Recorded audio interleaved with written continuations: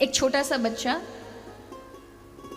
भगवान के मंदिर गया। उसकी माँ ने कहा भगवान चमत्कार करते हैं बेटा, तेरे नंबर अच्छे आ जाएंगे, जाके भगवान के मंदिर जा। छोटा सा बच्चा, उसको माँ पिताजी ऐसा पढ़ा दें तो गया 5 वर्ष का, और भगवान के मंदिर जाके कहता है हे भगवान मैं हर बार फेल हो जाता हूँ, बस इस बार सारे सब्जेक्ट में 100 में से 100 आ जाए, आपके मंदिर आऊंगा। भगवान कृष्ण ने कह दिया तथास्तु, हर सब्जेक्ट में 100 में से 100 लेकर आए।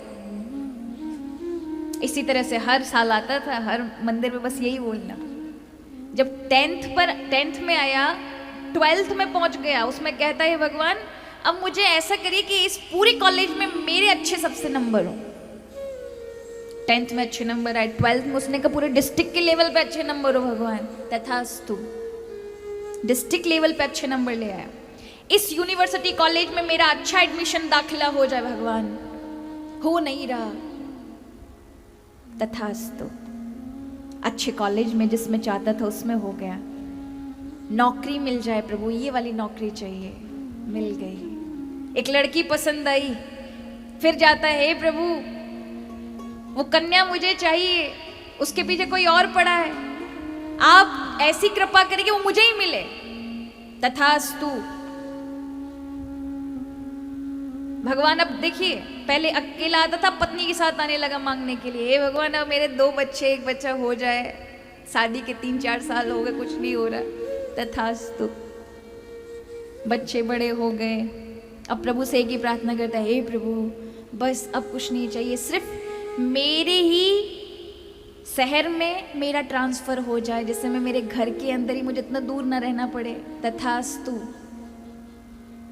अब उसने कहा सब कुछ तो हो गया, भगवान ने हर चीज कर दी, मेरे जीवन में सब कुछ है, अब मुझे चैरिटी करनी चाहिए, समाज की सेवा करनी चाहिए, जो मुझे प्राप्त है उससे सेवा करूं। तो उसने नियम बना लिया, जो भी आएगा सबको 10 रुपए दूंगा, जो भी गरीब आएगा, कोई अंधा आता उसको 10 रुपए देता, कोई लंगड़ा आता उसको 10 रुपए देता, कोई गरीब बच्चा आता उसको 10 रुपए देता, कोई विधवा महिला आकर मांगती उसको 10 रुपए। उसका यही नियम था, 10 रुपए देना सबको, जो भी गरीब आएगा उसको 10 रुपए। तभी एक बच्चा सुबह सुबह आया, उसने 10 रुपए गरीब समझ के दिया, तुरंत उस बच्चे ने रखे, दोबारा से लाइन में लगकर आया तो एकदम से हड़का के बोलता है अभी तो लेके गया था, फिर से आ गया।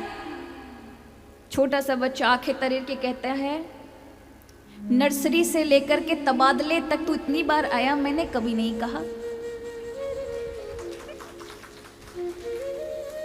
कि क्यों आता इतनी बार,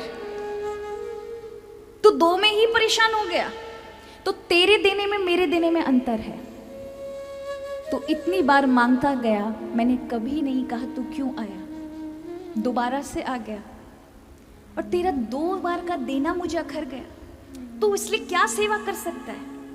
और वास्तविकता में महाराज भगवान के जैसा दे भी कोई नहीं सकता, वो जो देता है हर बार देता रहता है, हमारे अवगुण पे विचार भी नहीं करता तब भी देता, और हम किसी को दोबारा तिबारा नहीं दे सकते कि एक बार दे दिया, 2 बार दे दिया, तीसरी बार में तो हम खुद ना जाएंगे, अरे अभी तो लेके गए फिर से दोबारा आ गए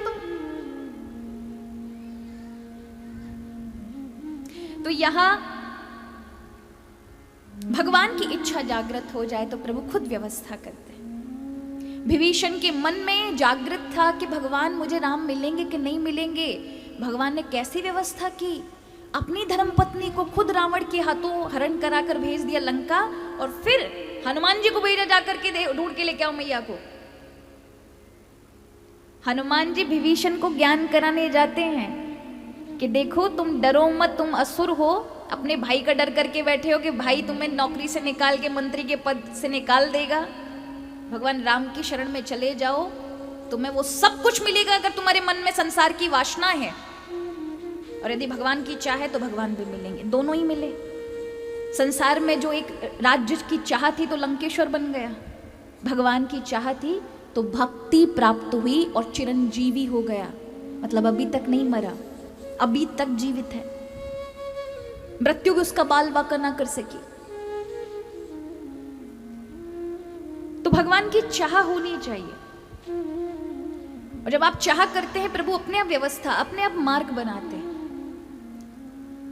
आज नारद जी ने चाह करी कैसे मैं भक्ति महारानी का कष्ट दूर करूं, तभी उनका मन एकदम से मन ने कहा कि चलो बद्रिक आश्रम चलते हैं, और नारद जी बद्री धाम पहुंच गए।